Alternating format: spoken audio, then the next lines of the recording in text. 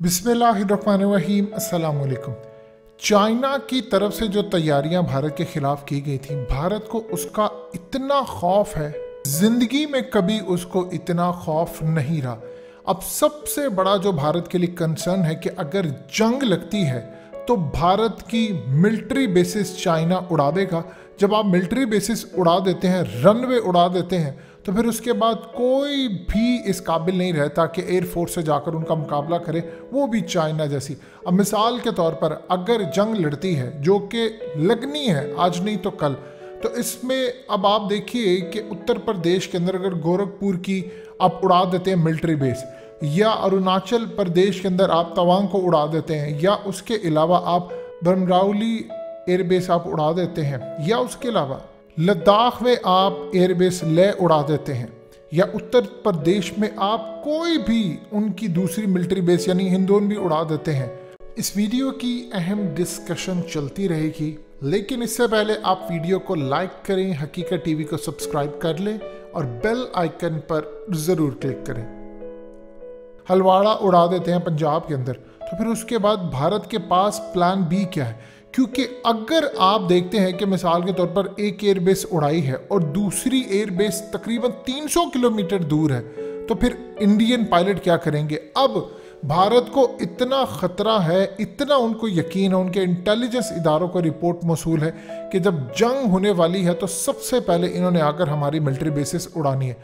अब आज मोदी ने पूर्वांचल एक्सप्रेस वे, ये बेसिकली उत्तर प्रदेश के अंदर है और 341 किलोमीटर लंबी है ये एक्सप्रेस वे, और यहाँ पर उन्होंने इफ्तिताह किया और 45 मिनट का उनकी एयरफोर्स का एयर पावर शो हुआ, जहाँ पर उनके एयरफोर्स के तैयारे आए हैं, उन्होंने आकर लैंडिंग किया। ये असल में यहाँ पर एयर स्ट्रिप्स इन्होंने बनाई हैं, वो इसलिए बनाई हैं कि अगर चाइना हमारी मिलिट्री बेसिस उड़ा देता है और पूरे मुल्क के अंदर उस वक्त हमारे पास कोई भी दूसरा रास्ता नहीं होता, या मिसाल के तौर पर अगर 5 से 10 मिनट के फासले पर आपको प्लान बी के तहत एयर स्ट्रिप पर जाकर कोई दोबारा रनवे, क्योंकि आप जानते हैं कि जहाज़ अगर उड़ना होता है तो उसको रनवे चाहिए, आप अगर उड़ा देते हैं तो फिर उसके बाद सूरत हाल हो जाती है बड़ी ख़राब। अब तो यहाँ तक मामला हो गया कि कई कई घंटों तक आपके तैयारे हवा में रह सकते हैं, तो इस सूरत हाल में ट्रेनिंग तो भरपूर है। लेकिन आज भारत ने इसका इफ्तिताह किया और ये 3 साल पहले इन्होंने इसको 22,500 करोड़ से बनाया और आज इसका इफ्तिताह करके उन्होंने पूरी जंग की तैयारी टेबल पर रख दी। असल में शुरू होती है जो एक्सप्रेस वे है चंदर साहिब विलेज से, यानी लखनऊ से सुल्तानपुर हाईवे, फिर उसके बाद ये पास होती है बाराबंकी, अमेठी, सुल्तानपुर, फैज़ाबाद, और इसी तरह होते होते एंड पर ये गाज़ीपुर डिस्ट्रिक्ट तक जाती है। यानी भारत ने वो एरियाज कवर किए हैं कि यहाँ पर उनको जंग का ख़तरा है, जहाँ पर उनकी मिलिट्री बेसिस उड़ा दी जा सकती हैं।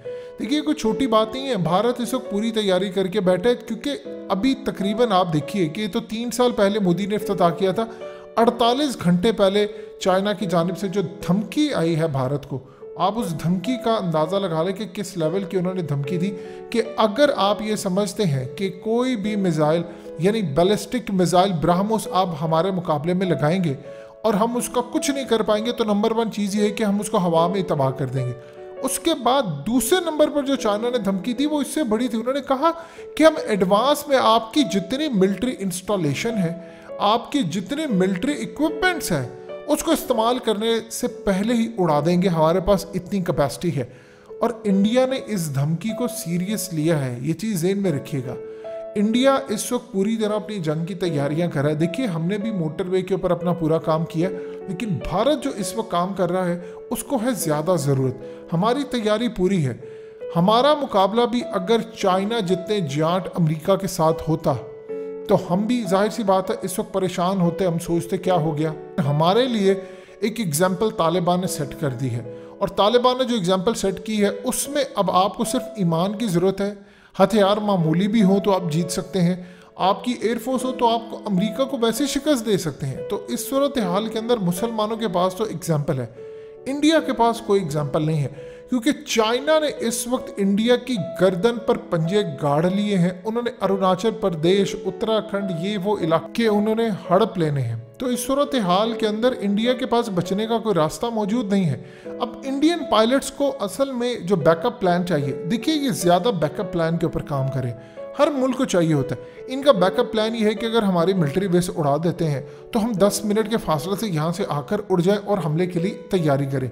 और दूसरा ये प्लान कर रहे हैं कि हम सेकेंड स्ट्राइक की कैपेबिलिटी रखें और हम जाकर करें। देखिए सेकेंड स्ट्राइक की कैपेबिलिटी जो इंडिया की है वो इतनी घटिया है कि हमारे तैयारे भारत के अंदर गए थे 27 फरवरी को, हम मार कर आए थे और वापसी पर उनके तैयारों को लेकर आए थे और हमने उनको उड़ा दिया था। इंडिया के पास सेकेंड स्ट्राइक की कैपेबिलिटी बिल्कुल ठीक नहीं है। लेकिन अगर इंडिया ये समझ रहा है कि फर्स्ट स्ट्राइक की, देखिए इस पूरी जंग के अंदर याद रखिएगा पहला स्ट्राइक गालिबन अभी तक जो इंटेलिजेंस मालूमात है वो चाइना ने करना है। चाइना के पास कैपेसिटी इतनी ज़्यादा है कि उन्होंने पहला स्ट्राइक करके इंडिया को नकारा बनाना। आप जानते हैं इसराइल ने क्या काम किया था? इसराइल ने जब 1967 में उन्होंने मुसलमानों के खिलाफ जंग लड़ी थी तो उन्होंने यही काम पहला किया था। उन्होंने बगैर बताए मुसलमानों की एयरफोर्स पर हमला किया, सारी की सारी हमारी एयरफोर्स उड़ा दी। यानी मुसलमानों की उस वक्त आप जानते हैं शाम, गोलान की पहाड़ियाँ, ये वो हर जगह पर उनकी मिलिट्री बेसिस का जनाजा निकाल दिया और जहाज तबाह कर दिए। चाइना ये स्ट्रेटेजी चाहता है। चाइना कब चाहता है? जब बिल्कुल पीक पर चीज़ें हों। देखिए भारत में इतनी अभी कैपेसिटी नहीं है कि वो चाइना के ऊपर फर्स्ट स्ट्राइक कर सके। वो अगर फर्स्ट स्ट्राइक करेंगे तो इंडिया को एक बात याद रखिएगा, कुछ भी सामना करना पड़ सकता है। ऐसी भी सूरत हाल पैदा हो सकती है कि सीधा दिल्ली की मिलिट्री बेस भी उड़ाई जा सके। यानी चाइना के पास इतनी कैपेसिटी है कि वो वहाँ पर उसको हमला करे जहाँ पर इंडिया ने सोचा भी ना हो। लेकिन जाहिर सी बात है वो लद्दाख से शुरू होंगे, ले सबसे पहले उनका प्लान ये होगा कि हम ले जो उनकी मिलिट्री बेस है उसको उड़ाएं। एयर बेसिस ये यूज़ करते हैं। अब अगर ये एयरबेस आपने उड़ा दी है तो लद्दाख तो आप भूल जाएं, वो जो आपके पास भी हिस्सा वो भी आपके हाथ से गया, क्योंकि आपकी ये मिलिट्री बेसिस ही है जो हिफाजत कर सकते हैं। फिर अगली जो मिलिट्री बेसिस है वो 300-250 किलोमीटर है, तो उसको असल में करेक्ट करने के लिए इन्होंने काम किया है। देखिए चाइना का प्लान बिल्कुल यही है जो इसराइल ने किया था कि आप पहला स्ट्राइक करेंगे। और चाइना अभी तक जो प्लान कर रहा है उसके पास दो चीज़ें हैं कि अगले 1 साल तक भारत के साथ गैल्वन वैली जैसे जो पिछले साल झड़प हुई थी जिसमें मारे गए थे कई भारतीय, इस तरह के मामला होते रहे, हम एरियाज कैप्चर करते जाएं। लेकिन जब एक हद हो जाए जहां पर कुछ हमारे खिलाफ मामला हो तो फिर हम आगे बढ़कर इन पर स्ट्राइक कर दें। और चाइना ने इंडिया को इस काबिल छोड़ना नहीं है कि इंडिया ये समझ रहा है कि जी हम स्ट्राइक करेंगे, स्ट्राइक बैक करेंगे।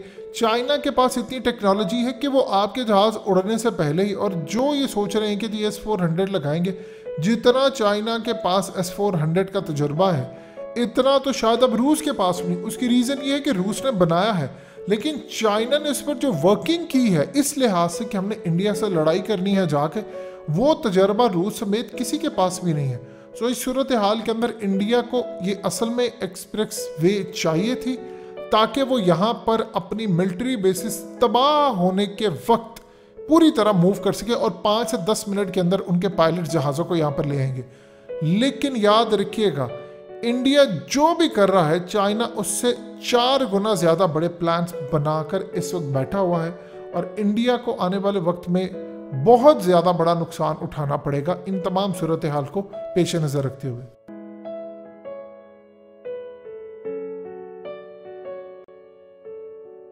हकीकत टीवी को सब्सक्राइब करना मत भूलें, वीडियो को लाइक करें, शेयर करें और कमेंट सेक्शन में अपनी राय का इजहार ज़रूर करें।